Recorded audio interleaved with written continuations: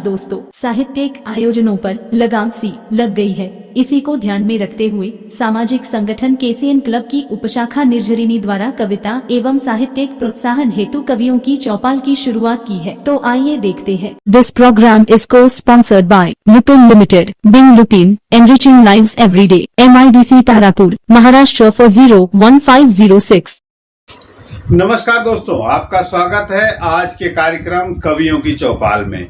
मित्रों, जैसा कि आपको पता है, केसीएन क्लब, राष्ट्रीय सेवाभावी संगठन KCN club, knowing citizens need club की साहित्यिक उपशाखा निर्झरिणी द्वारा लगातार पिछले 2 वर्षों से कला और साहित्य को प्रोत्साहन देने के लिए कवियों की चौपाल का कार्यक्रम लगाया जा रहा है। गत वर्ष भर से 2022 की जनवरी से कार्यक्रम में एक विशेषता को संबद्ध किया गया है, जिसके तहत हम प्रति रविवार किसी न किसी विशेषांक के आधार पर कार्यक्रम को प्रसारित करते हैं। आज का कार्यक्रम कल चूंकि 3 दिसंबर था और 3 दिसंबर हमारे देश के लिए एक महत्वपूर्ण दिन होता है। हमारे देश के पहले राष्ट्रपति डॉक्टर राजेंद्र प्रसाद जी का जन्मदिन होता है, जिन्हें भारत रत्न का सम्मान मिला था।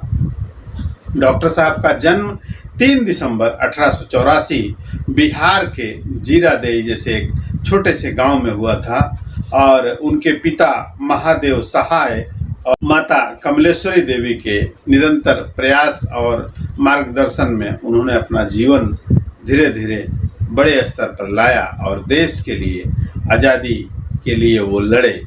ऐसे महान योद्धा, ऐसे महान वीर जिन्होंने 26 जनवरी 1950 को पहले राष्ट्रपति के रूप में शपथ ग्रहण लिया, उनकी धर्मपत्नी राजवंशी देवी थी। डॉक्टर साहब ने कलकत्ता विश्वविद्यालय से अपनी अर्थशास्त्र की और कानून की पढ़ाई पूरी की।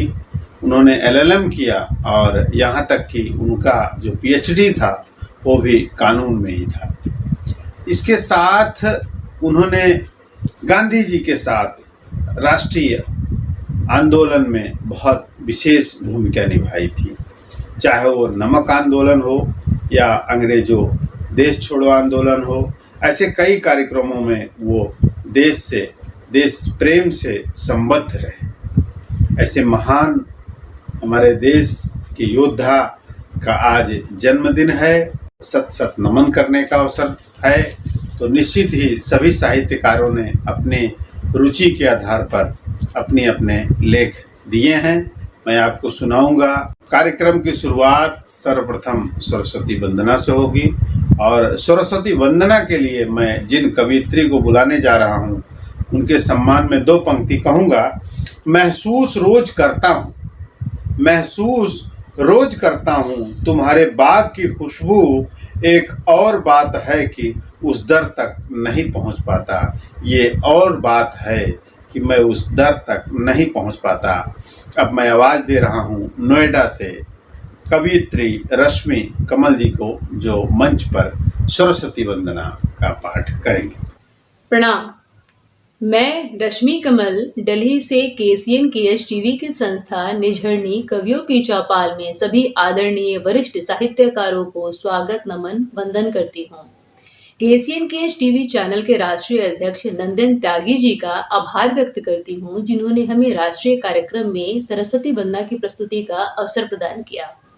तो आइए, प्रस्तुत है मेरी माँ सरस्वती को वंदना। उम्मीद है आप सबको अच्छी लगे। माते माते वीणाधारिणी माते,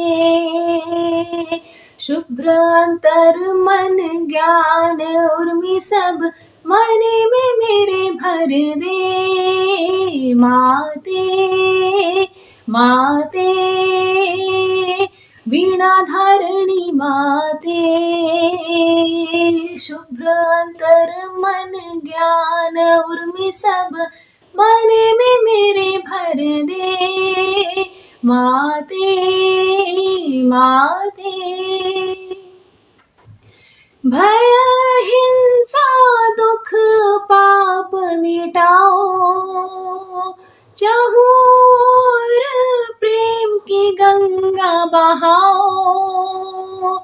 प्रीत बसर हो कहीं ना समर हो, प्रीत बसर हो कहीं ना समर हो, उज्जवल जग कर दे माते माते, वीणा धारणी माते, शुभ्र अंतर मन ज्ञान उर्मी सब मन में मेरे भर दे माते माते। अज्ञान का भी शाप नहीं हो, ज्ञान ज्योति सब और जली हो, दीप जलाकर तम को हटा कर, दीप जलाकर तम को हटा कर, उजियारा भर दे माते माते, वीणा धारिणी माते, शुभ्र अंतर मन ज्ञान उर्मी सब मन में मेरे भर दे माते माते। धन्यवाद। बहुत ही सुंदर सरस्वती वंदना। और आपकी प्रार्थना में जो जो निवेदन माता जी से है, इस मंच से बतौर संचालक मैं भी माता रानी से प्रार्थना करूंगा कि संपूर्ण सृष्टि के सुधार में, सौंदर्य प्रसाधन में आपका आशीर्वाद ऐसे ही मिले, ये कार्यक्रम बेहतरीन बने, ये संपूर्ण धरती बहुत ही सुंदर और सौंदर्यपूर्ण बने। अब मैं कार्यक्रम को आगे बढ़ाते हुए आज का जो विषय विशेषांक है उसकी एक संक्षिप्त रूपरेखा लेके आ रहे हैं अगले कवि साहित्यकार जी। मैं उनके सम्मान में पहले दो पंक्ति कहूंगा। देश व प्रदेश का कोई तर्क नहीं होता, देश व प्रदेश का कोई तर्क नहीं होता, सलामत है अगर वतन तो कुछ फर्क नहीं होता, सलामत है अगर वतन तो कुछ फर्क नहीं होता, बेदर्द हाकिम से किसी बात का डरना, बेदर्द हाकिम से किस बात का डरना, फरियाद पर फरियादी कभी कम ज़र्फ नहीं होता, फरियाद पर फरियादी कभी कम ज़र्फ नहीं होता। अब मैं आवाज़ दूंगा वरिष्ठ कवि साहित्यकार मुंबई गोरेगांव से डॉक्टर कृपाशंकर मिश्र जी को। आदरणीय डॉक्टर साहब अपनी रचना में, अपने संपूर्ण चर्चा में डॉक्टर राजेंद्र प्रसाद जी पर एक विस्तृत विचार विमर्श और प्रकाश डालेंगे, तो मैं चाहूँगा कि आप सब बड़े गंभीरता से इस विषय को सुनें। दोस्तों नमस्कार, मैं कृपाशंकर मिश्र मुंबई से। दोस्तों आज 3 दिसंबर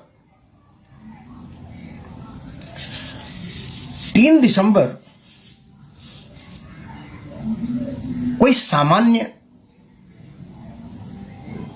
दिवस नहीं है। यह दिवस हमारे राष्ट्र के प्रथम राष्ट्रपति, द्वितीय राष्ट्रपति, जिन्होंने अपनी सेवा, समर्पण, सादगी से हमारे आजादी के संपूर्ण आंदोलन को प्रभावित किया था। भारतीय संविधान सभा में उनकी महत्वपूर्ण भूमिका थी। उन्होंने अपने जीवन काल में राष्ट्रीय हितों को सबसे ऊपर रखा। बिहार जो इनकी जन्मभूमि रही है, आपका जन्म 30/12/1884 को हुआ था और मृत्यु भी 28 फरवरी 1963 को हुई थी। आपकी पत्नी का नाम राजवंशी देवी था, पिता का नाम महादेव सहाय जी था, जो फारसी और संस्कृत के प्रकांड विद्वान थे। माता का नाम कमलेश्वरी देवी जी था। छपरा और पटना से आपने कानून की पढ़ाई की और डॉक्टरेट किया।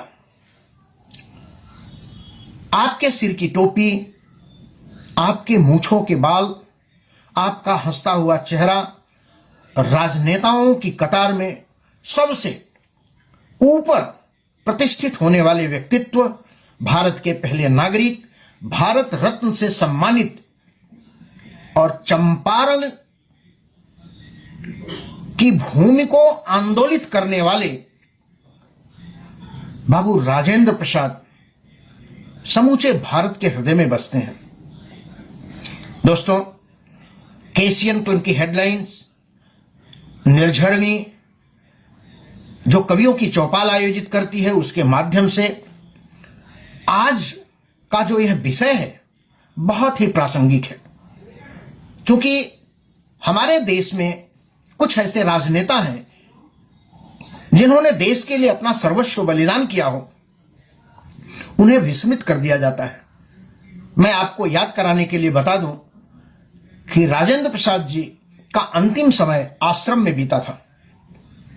हालांकि महात्मा गांधी जी ने सदाकत आश्रम उन्हें सुपुर्द किया था और वो साबरमती आश्रम के जैसी ही परिस्थिति को उन्होंने विकसित करने का आदेश दिया था। गांधी जी के बहुत करीबी, नजदीकी, नेहरू मंत्रिमंडल में लगातार 10 वर्षों तक जिन्होंने राष्ट्र में राष्ट्रपति के रूप में सेवा की हो, ऐसे अद्भुत अभूतपूर्व व्यक्तित्व को यह पटल और इस पटल के माध्यम से मैं सादर नमन करता हूं। उनकी जन्मतिथि को बार बार याद करता हूं। इसी संदर्भ में हमारी एक रचना है, मैं इस रचना को आपके सामने प्रस्तुत करता हूं।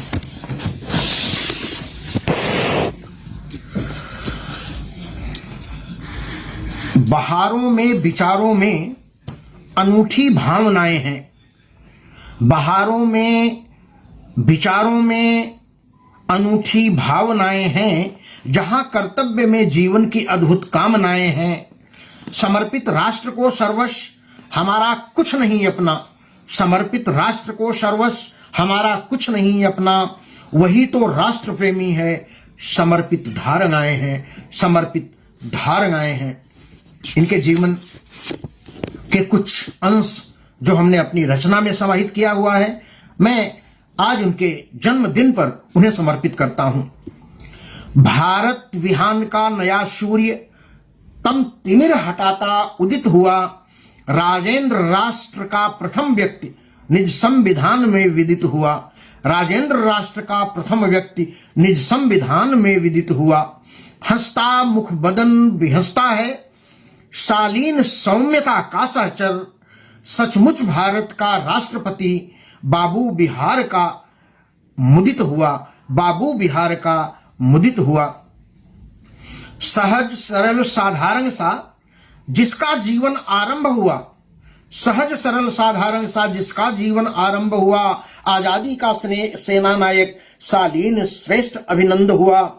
सादगी भरी प्रतिभाओं से उन्नत विचार का प्रतिपादक, सादगी भरी प्रतिभाओं से उन्नत विचार का प्रतिपादक था शीलवान विद्वान प्रखर, मानवता के हित का कारक, मानवता के हित का कारक।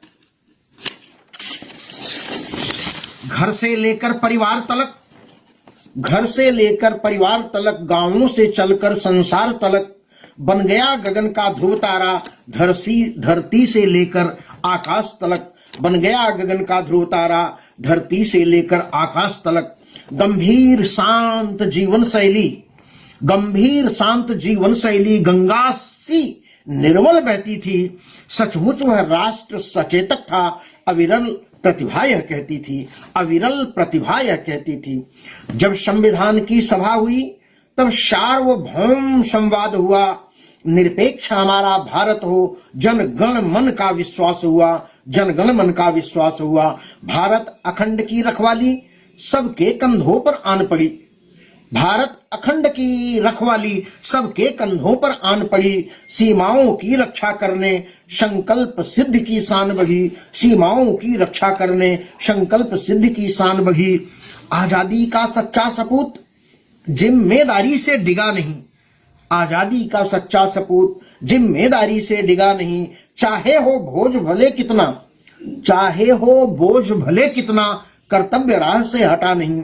जिसमें स्वदेश की रक्षा हो जनमानस का हित वर्धकता, जिसमें स्वदेश की रक्षा हो जनमानस का हित वर्धकता, वह राष्ट्रपति था भारत का राजेंद्र प्रसाद छवि हर्षक था, राजेंद्र प्रसाद छवि हर्षक था। आजादी का सच्चा सपूत जिम्मेदारी से डिगा नहीं, चाहे हो बोझ भले कितना, कर्तव्य राह से हटा नहीं। जिसमें स्वदेश की रक्षा हो जनमानस का हित वर्धक था, वह राष्ट्रपति था भारत का राजेंद्र प्रसाद छवि हर्षक था। दोस्तों, ऐसा राष्ट्रपति जिसे कई युगों में भारत ने पाया है और खोया है, ऐसे महान व्यक्तित्व राजेंद्र प्रसाद जी को आज यह देश बहुत ही श्रद्धापूर्वक नमन कर रहा है, याद कर रहा है।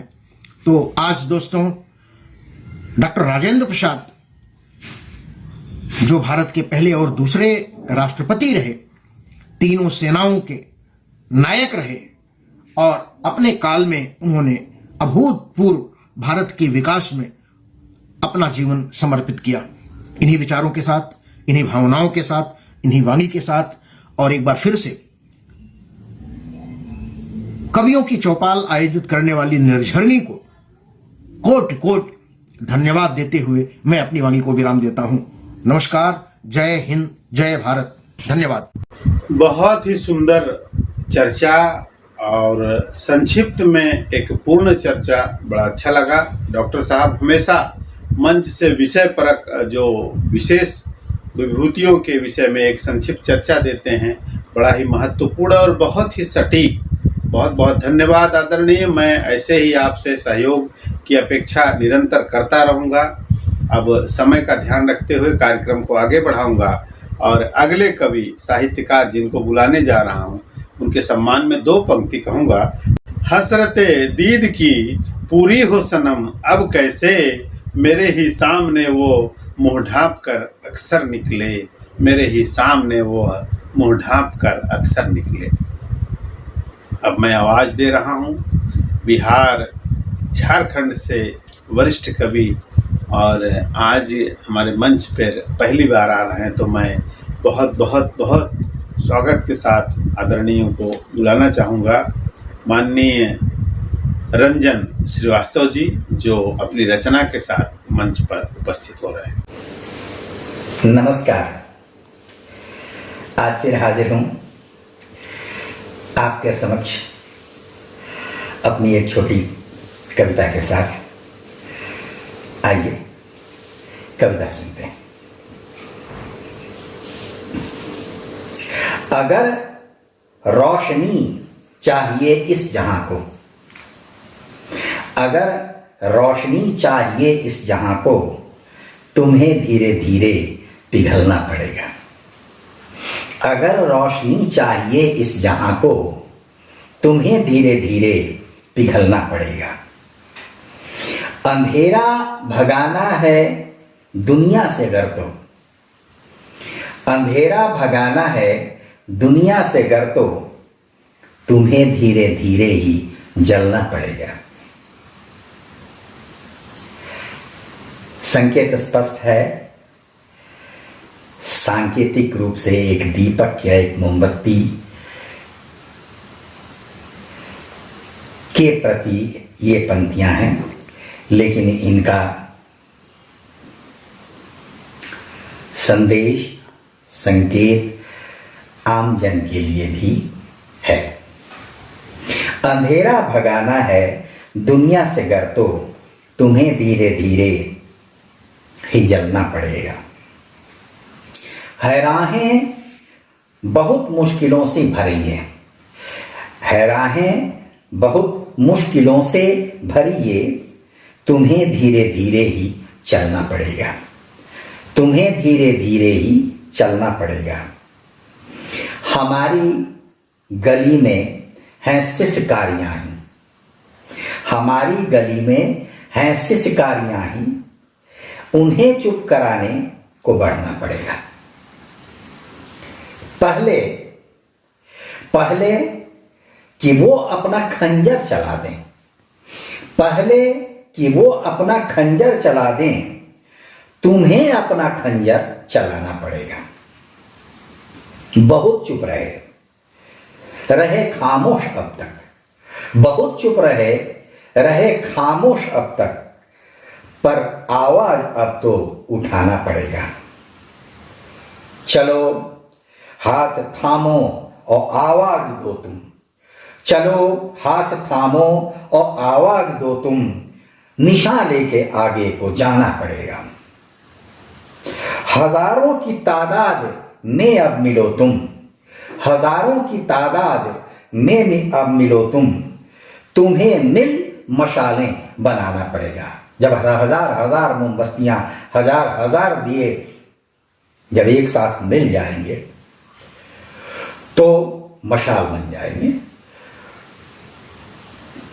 हजारों की तादाद में अब मिलो तुम, तुम्हें मिल मशालें बनाना पड़ेगा। मिसालें बनाओ, मशालें जलाओ, मिसालें बनाओ, मशालें जलाओ, तुम्हें जग को रोशन बनाना पड़ेगा। मिसालें बनाओ, मशालें जलाओ, तुम्हें जग को रोशन बनाना पड़ेगा, तुम्हें जग को रोशन बनाना पड़ेगा। बहुत बहुत धन्यवाद। बहुत ही सुंदर है राहें बहुत मुश्किलों से भरी, है राहें बहुत मुश्किलों से भरी, तुम्हें धीरे धीरे चलना पड़ेगा, तुम्हें धीरे धीरे चलना पड़ेगा। मैं इस मंच से आदरणीय रंजन श्रीवास्तव जी का आभार व्यक्त करूंगा और पुनः एक बार ढेर सारे स्वागत के साथ मैं आशा करता हूं कि आपका प्रेम और स्नेह इस मंच को इसी तरह निरंतर मिलता रहेगा और आपकी रचनाएं श्रोताओं को इसी तरह क्रमगत मिलती रहेंगी। और श्रोतागणों से भी मैं निवेदन करूंगा कि इन रचनाओं पर अपने कमेंट अवश्य दें, ताकि हम सबको एक हौसला अफजाई होती है तो हमें और कुछ विशेषता लिखने का मार्गदर्शन भी आपसे प्राप्त होता है। तो मैं सभी से आग्रह करूंगा कि अपने कमेंट इस कमेंट बॉक्स में देते रहें। अब मैं पुनः कार्यक्रम को आगे बढ़ाते हुए अगले कवि साहित्यकार जिनको बुलाने जा रहा हूं, उनके सम्मान में दो पंक्ति कहूँगा। तुम्हें तो टूट कर भी संभलने की बड़ी आदत है, तुम्हें तो टूट कर भी संभलने की बड़ी आदत है, मैं तेज झोंकों में बिखर जाऊं यह और बात है, मैं तेज झोंकों में बिखर जाऊं यह और बात है। इसी पंक्ति को पूरा करने अर्थात आप समझ सकते हैं मैं क्या कहना चाह रहा हूं। इस दर्द भरे दुनिया में जो दर्द के मसलों को अपनी रचनाओं में पिरो कर लाते हैं मंच तक, श्रोताओं तक, और कहूँगा मैं इस संपूर्ण पटल तक पहुँचाते हैं, ऐसे कवि इनको मैं बुलाने जा रहा हूँ। मैं उनको बहुत बहुत बहुत नमन करते हुए, चूँकि उनका भी जन्मदिन था कल, मैं मंच से संपूर्ण निर्झरणी टीम की तरफ से, केसीएन क्लब की तरफ से और हमारे पूरे साहित्यिक पटल की तरफ से और संपूर्ण देश भर के सभी साहित्य मंडलों की तरफ से आदरणीय नवीन कुमार झा जी को जन्मदिन की हार्दिक हार्दिक शुभकामनाएं दूंगा और आग्रह करूंगा कि पटल पर आप अपनी रचना के साथ प्रस्तुत हों। नमस्कार। आज मैं पुनः प्रस्तुत हुआ हूँ अपनी रचना के साथ। इससे पूर्व कि मैं अपनी रचना आप तक पहुँचाऊँ, मैं केसीएन क्लब की उप शाखा निर्झरणी कवियों की चौपाल के समस्त आयोजनकर्ताओं का आभार व्यक्त करता हूँ और केसीएन क्लब KHTV के राष्ट्रीय अध्यक्ष श्री नंदन मिश्र जी का बहुत बहुत आभारी हूँ। जिन्होंने हमें राष्ट्रीय कार्यक्रम में अपनी रचना प्रस्तुति का अवसर प्रदान किया। साथ ही देश के प्रबुद्ध साहित्यकारों का हार्दिक अभिनंदन करता हूँ। दोस्तों, आज मैं जो कविता प्रस्तुत करने जा रहा हूँ उसका शीर्षक है भूख। भूख की भूख इंसान के जीवन की आवश्यकता बन गई है। भूख की भूख इंसान के जीवन की आज आवश्यकता बन गई है। भूख लगी तो पेट भर खाता है, भूख लगी तो पेट भर खाता है, न लगी तो बिन खाए रह जाता है। भूख दो हिस्से में बट जाता है, संतुलित व असंतुलित के बीच लटक जाता है। संतुलित आहार स्वस्थ बनाता है, संतुलित आहार स्वस्थ बनाता है, असंतुलित आहार शरीर पे करता है भरपूर प्रहार। इंसान भूख तो मिटाता है मगर हो जाता है बीमार। आजकल इंसान को आधुनिक भूख रहती है। पाई पाई कमाता है, अन्न खाकर अपनी भूख मिटाता है। देखते देखते धनवान बन जाता है। जमा और मजा के चक्रव्यूह में फंस जाता है। निश्चित को छोड़ अनिश्चित की ओर बढ़ जाता है। अच्छी सोच, अच्छे विचार, मधुर व्यवहार से दूर चला जाता है। एक दिन ऐसा भी आता है हर रिश्ते से मुक्त हो जाता है। धन के सागर में अपने बाल बच्चों को डुबाता है। ऐसा भी समय आता है जब वो पछताता है, चाह कर भी खाली हाथ रह जाता है। सोचता है आखिर किसके लिए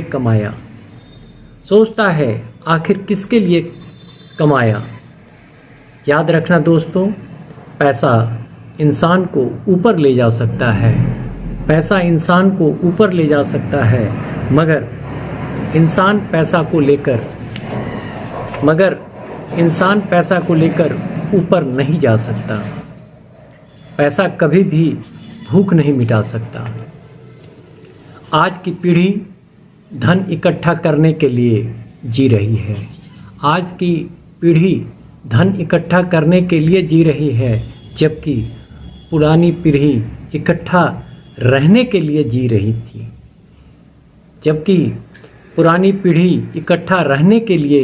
जीती रही। विचारणीय। धन्यवाद।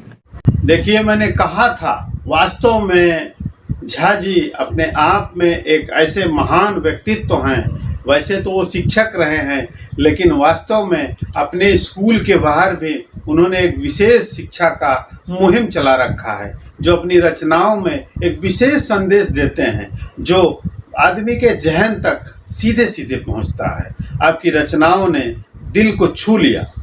भूख की भूख इंसान के जीवन में आवश्यकता बन गई है। भूख की भूख इंसान के जीवन में आवश्यकता बन गई। वास्तव में आपने दोनों भूख का बड़ा सुंदर वर्णन किया और मैं मंच से आपका बहुत बहुत आभार व्यक्त करता हूं।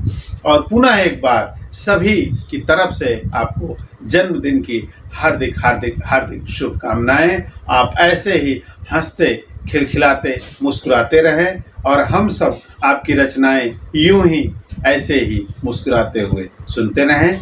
अब मैं कार्यक्रम को आगे बढ़ाते हुए अगले पादान पर जो हमारे कवि साहित्यकार आ रहे हैं उनके सम्मान में दो पंक्ति पुनः।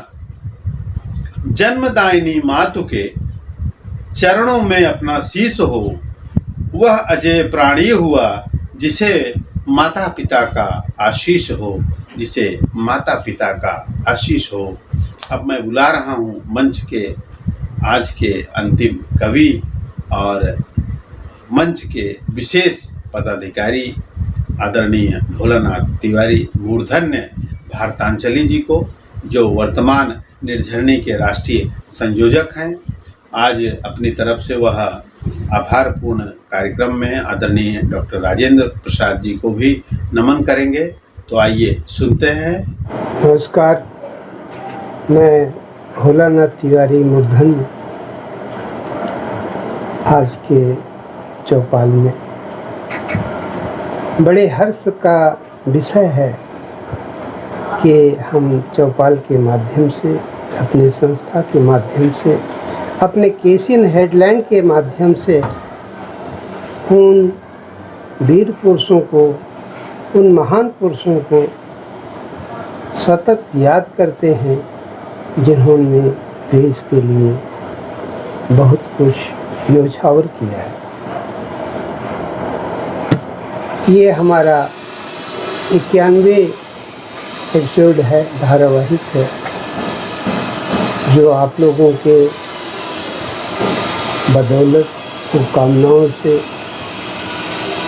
और आशीर्वाद से तथा कठिन प्रक्रिया के बाद परम आदरणीय नंदन मिश्र त्यागी जी के सहयोग से जो ये शतक की ओर बढ़ रहा है, निसंदेह एक गौरव की बात है। और इस गौरव में आप सभी लोगों का हृदय से अभिनंदन है, स्वागत है। जैसा कि आज का विषय है, डॉक्टर राजेंद्र प्रसाद के जन्म जयंती पर कार्यक्रम शुभकामना आयोजित की गई है। इसमें जिन कवियों ने, जिन साहित्यकारों ने, जिन लोगों ने भाग लिया है, सबको बहुत बहुत शुभकामना, आभार व्यक्त करता हूँ। भारत के प्रथम राष्ट्रपति डॉक्टर राजेंद्र प्रसाद जी महान, भारत के प्रथम राष्ट्रपति डॉक्टर राजेंद्र प्रसाद जी महान, हिंदुस्तान की जान, देशभक्तों में प्रधान, उनके बारे में जितना भी कहा जाए बहुत कम है। ऐसे दुर्लभ और अनमैच्ड क्वालिटी के व्यक्तित्व के धनी डॉक्टर राजेंद्र प्रसाद जी को मैं अपनी संस्था की तरफ से, अपने केसियन हेडलाइन के तरफ से बहुत बहुत शुभकामनाएं, बधाइयाँ और शुभकामनाएं प्रदान करता हूँ। धन्यवाद। बहुत ही सुंदर, बहुत ही सुंदर। मैं संपूर्ण आज की कार्यकारिणी में सभी कवियों, साहित्यकारों ने बड़ा ही सुंदर अपना अपना अनुभव, अपना अपना प्रयास और अपनी अपनी रचनाओं के साथ पटल पर प्रस्तुति दी। मैं बहुत बहुत आभारी हूँ सभी का, और इसी तरह आप सभी का सहयोग इस मंच को मिलता रहे। अब मैं श्रोताओं से आग्रह करूँगा कि आज के संपूर्ण विषय पर और आज की संपूर्ण रचनाओं पर अपने अपने कमेंट अवश्य दें, ताकि हम सबका हौसला अफजाई हो सके। आपके कमेंट से हमें बड़ी ताकत मिलती है, आपके सुझाव से हमें मार्गदर्शन भी प्राप्त होता है। तो मैं इस मंच से आपसे आग्रह करूंगा, विनम्र निवेदन करूंगा कि आप अपने कमेंट हमें ज़रूर भेजें। अब समय हो गया है विदा लेने का। हम फिर मिलेंगे अगले सप्ताह इसी समय, इसी दिन। तब तक के लिए हमें आज्ञा दें। नमस्कार।